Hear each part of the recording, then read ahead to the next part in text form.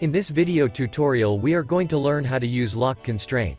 Lock constraint is used to lock or grounding the points of sketch entity to the plane. It will make the points or entities are not movable and adjustable. I am going to create a line to apply lock constraint.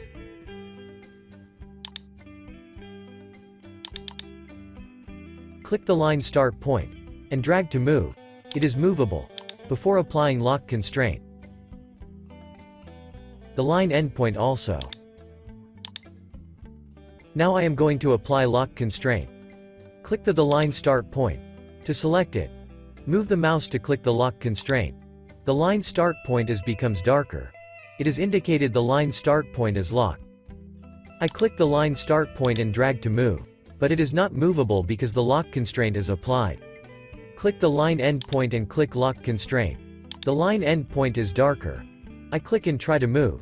It is not movable. To unlock, click the dark point. Click unlock. Now the line is unlocked. You could move or do adjustable to the line. And then I will create a circle. Before applying the lock constraint, the circle can be movable. I click the center point of circle and click lock constraint.